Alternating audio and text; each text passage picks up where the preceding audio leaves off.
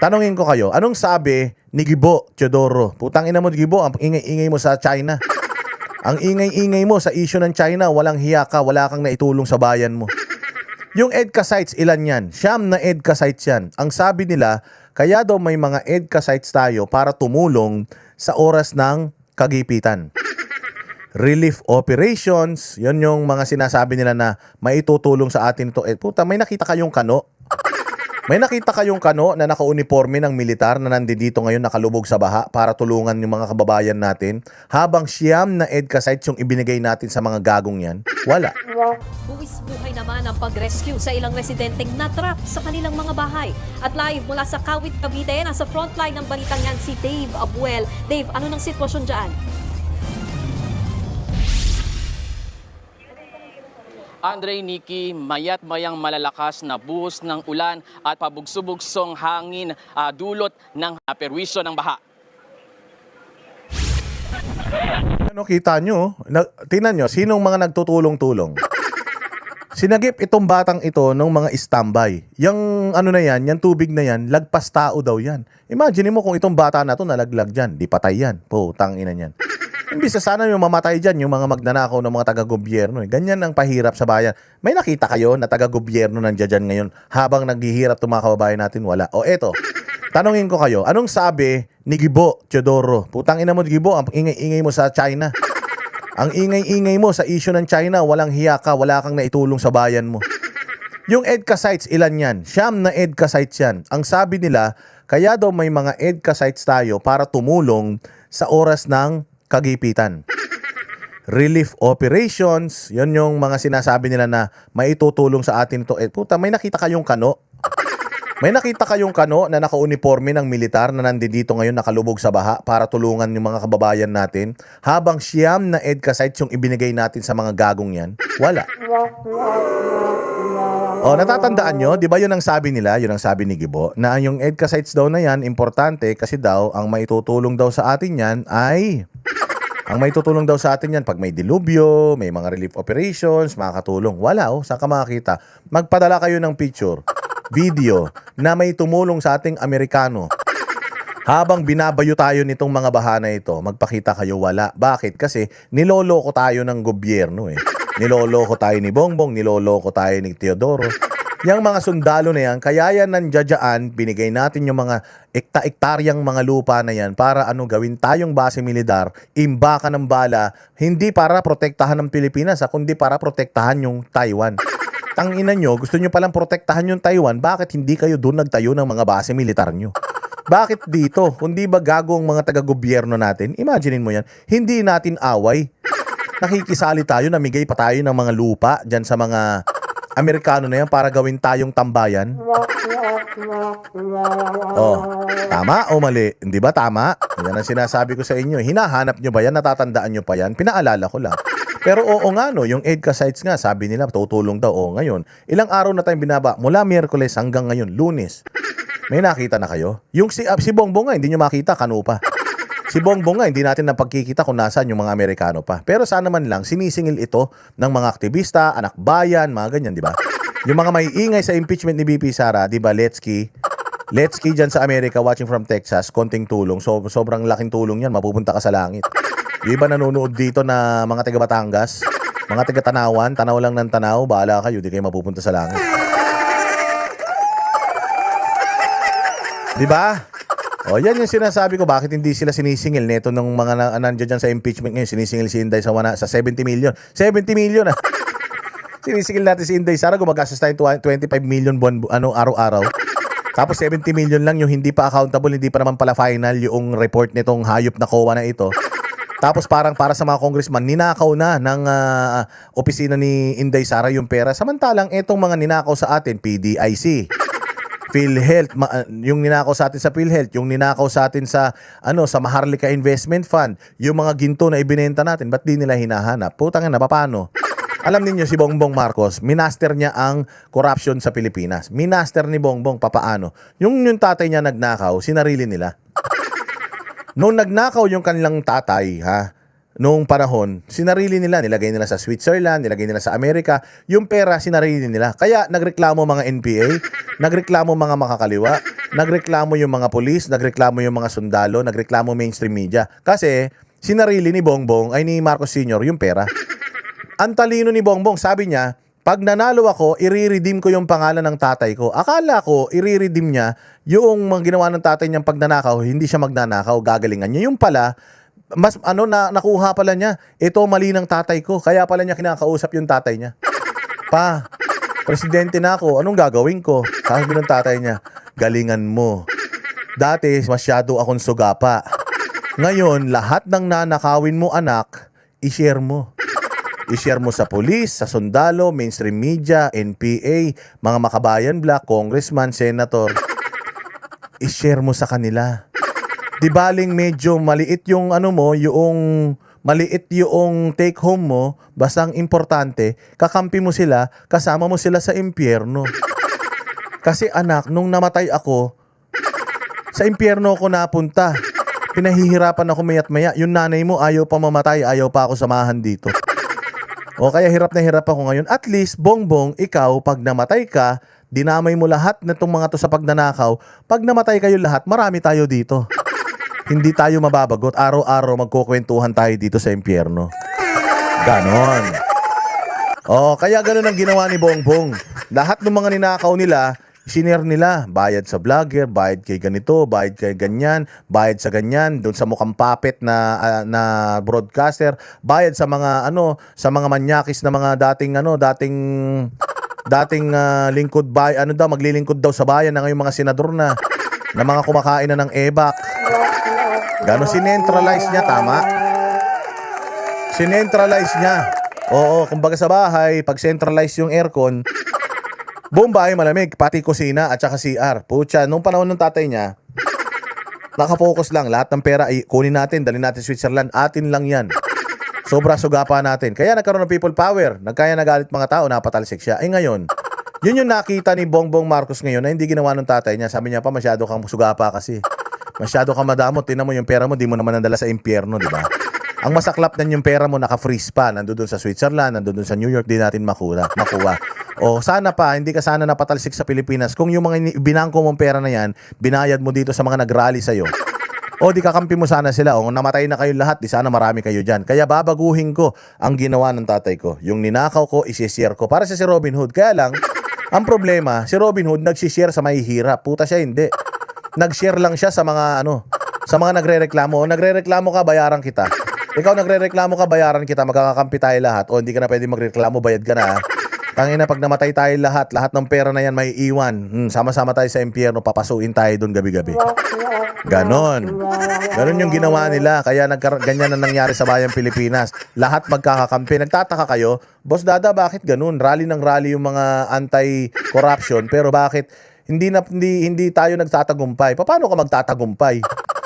Kaya nga ang mga rally natin puro peaceful at saka halos karamihan prayer rally at saka paglalabas lang ng sama ng loob. Hindi naman talaga natin gustong patalsikin yan. Hindi mo mapapatalsik yan.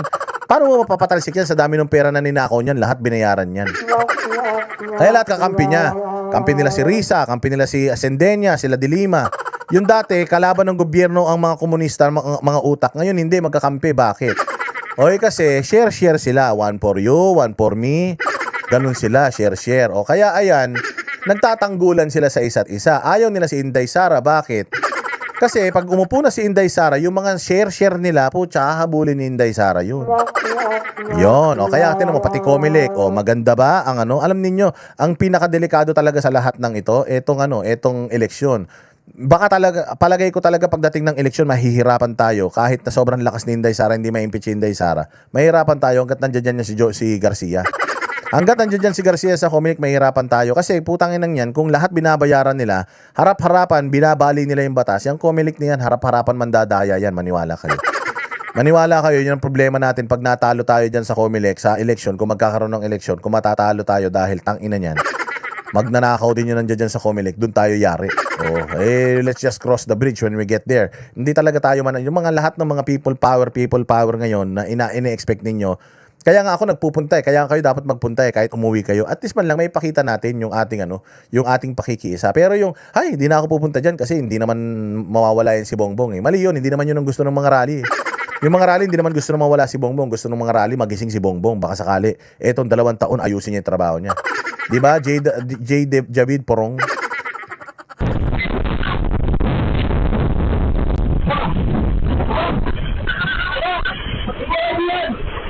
Alas 7 kagabi, buwis buhay na itinawid ng 2 lalaking ito ang isang bata mula sa Rumaragasang bahay. O, taga-EDCA site yan. Taga-EDCA site yan, 2 na yan. Bayani itong 2 na ito. O, nasan yung gobyerno? Asan si Bongbong? Asan si Claire? Tuyong-tuyo. Habang yung mga tao, ito, nagtutulong-tulong, nagbabayanihan. Kaya nga may post ako eh, nasabi ko, mag-ingat lahat ng mga kababayan natin. Wala tayong aasahan sa gobyerno na ito. Tayo kundi yung mga sarili natin. Huwag na kayong umasa. Kaya ito, kanya-kanya na tayo ng kayod. Maasa ka sa gobyerno. Putya, natutulog yung presidente, nagbablog. O nagbaba sa Pilipinas, tapos ang vlog. Akala ko nga yung vlog niya tungkol sa baha sa Pilipinas, yung pala tungkol sa zona niya. Wala namang may pake. Gago, di ba? Sa Barangay Aroma, Marula sa Kawit, Cavite. Nakasabit sila sa grills habang tinutulungang lumikas ang pamilyang natrap dito. Isa-isa nilang ni-rescue ang 5 bata, pati na ang kanilang mga magulang. Sa lakas ng ragasan ng baha, nagmistulang ilog ang eskinitang yan. Kwento ng isa sa mga lalaki. Saan galing yung baha na yan? Di ba? Di kayo nagtataka saan galing yung baha na yan. Galing yung baha na yan sa mga magnanakaw sa gobyerno. Oo, kasi dati naman may proyekto. Ang problema, yung proyekto noon overpriced lang. Nagagawa yung infrastruktura, pero kumita sila. Ngayon hindi. Overpriced na, ninakaw pa pati yung mismong budget doon sa infrastruktura. O, limbawa may gagawin na tulay. Yung tulay na yun, 1 billion lang. Gagawin nilang 4 na billion yun. O, tas nanakawin nila yung 3 billion paghahati-hatian nila. Ngayon, iba. 1 billion yung tulay, 3 billion yung overprice, so total of 4 billion yung pera. Ang paghahati-hatian nila yung 4 billion. 4 billion. So, ibig sabihin, pag pinaghati-hatian mo yung 4 billion, wala na yung tulay. Babudgetan na lang natin ulit next year. Budgetan natin ulit next year yung tulay. Tas nanakawin natin ulit. Tas budgetan natin ulit, tas nakawin natin ulit. Ganun ang ginagawa nila eh. Okay, sabi ko nga sa inyo, mali, pero okay na. Naninanakaw nyo yung pera ng taong bayan, pero yung proyekto gawa. Yung problema, pati yung pera sa in-overprice nyo na, putya pati yung mismong pera para sa proyekto, ninanakaw nyo pa eh. Tangina, ang tindi nyo, wala kayong kabusugan. Hindi kayo nahihiya kay Lupin III.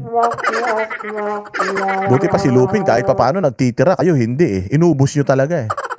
Laki sa video na si Daniel, sa kabila ng mabilis na pagtaas ng baha, hindi na siya nagdalawang isip at tumulong sa mga rescuer sa pagsalba ng mga natrap nilang kapitbahay. Nagre-rescue po kami noon, biglang may naririnig po kami isang pamilya na Kuya Daniel Aliscad, salamat sa iyo, palakpakan. Palakpakan natin si Daniel Aliscad. At saka si Joyce 8975, palakpakan natin, mahusay ka, mapupunta ka sa langit. Kahit di ka nagpakulay dito, Daniel Aliscad, sa langit ka mapupunta dahil matindi yung tulong na ginawa mo.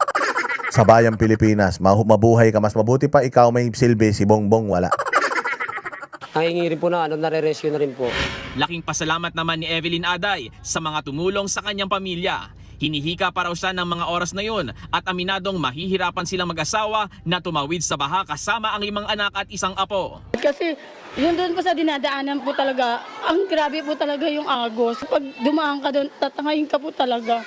Kaya grabe yung agos, mantakin mo sa eskinita, may maagos na. hirap pong lumabas. Ayon sa mga residente ng Sitio Aroma, hindi nila akalain na tataas hanggang dibdib itong taas ng tubig. Sa tagal daw nilang naninirahan dito, ito raw ang unang beses kaya palaisipan sa kanila ang dahilan ng baha. Oh, di ba? Sa tagal nila, 30 years sa 30 years nila, ngayon lang daw nagkabaha. Alam niyo kung bakit? Si Bongbong presidente. Si Bongbong ang presidente, we. Paano talagang ano yan? Si Bongbong ang presidente talaga magbabaha. Ngayon lang din naman tayo nagkaroon ng ganito kagago ng presidente sa buong buhay natin. Ngayon lang tayo nagkaroon ng ganito ka-incompetent na gobyerno sa buong buhay natin. Maraming dumaan na administrasyon, pero ngayon lang tayo nagkaroon ng ganito kakakapalang mukha ng mga congressman, kakakapalang mukha ng mga senador, kakakapalang mukha ng mga mayor. Lalong na kakakapal na mukha na mag-asawa dyan sa Malacanang. Ngayon lang tayo nagkaroon yan, mga bossing. Kaya after 30 years, ngayon lang nagkaroon ng ganitong baha dito. Magtataka kung bakit. Ngayon lang tayo nagkaroon ng ganito katinding pagnanakaw sa pera ng bayan eh. Kaya ganyan na nangyayari sa buong Pilipinas. I'm not talking about just this place. I'm talking about lahat ng mga binabaha ngayon. The reason why lahat binaha. Dati, pag bumaha sa isang lugar lang, natatandaan niyo, baha sa Pampanga. Yeah? Baha sa Maynila. O ngayon, pag bumaha ngayon, nalilito na eh. Nalilito na yun. Saan ba may baha? Puta, lahat baha. Baha sa Maynila, baha sa Quezon City, baha sa Pasig, baha sa Taguig, baha sa Paranaque, baha sa Las Piñas. Putsang ina, lahat ngayon binabaha. Dati, portion-portion lang yung baha. Ngayon, lahat binabaha. Bakit? Kasi ang corruption ngayon, wala na lang, hindi na nakafocus sa isang distrito, sa isang lugar, sa isang syudad, sa isang lokal, naka widespread yung corruption, mga bossing. Kung ano yung ginawa nung corrupt sa Maynila, ganun din yung ginawa nung corrupt sa Quezon City, yung corrupt sa Taguig, corrupt sa Makati, hanggang probinsya. Corrupt sa Tawi-Tawi, corrupt sa sa Marawi, lahat buo nangurap. Kaya ngayon pag umulan, bam, gulat ka. Dati naman nakafocus lang yung natin, yung resources natin sa isang lugar lang, nagre-rescue. Ngayon, litong-lito na sila. Pucha, baha dito ba? Kaliwat kanan, baha. Sino unahin natin? Yan. Ngayon lang nangyari yan. Kasi noon, ang corrupt noon, ilan-ilan lang. Ngayon, pucha, lahat. Lahat. Sabi nga, sky's the limit. Pucha, magiging presidente si Inday. Hihinto na naman tayo, kaya sagarin na natin ngayon. Sagarin na natin ngayon. Isama na natin, pati yung pambayad natin sa mga huwes pagka dinimanda na tayo. Pambayad sa mga abogado. Lahat. Ganun ang nangyari sa bayang Pilipinas, mga bossing. Malungkot na katotohanan.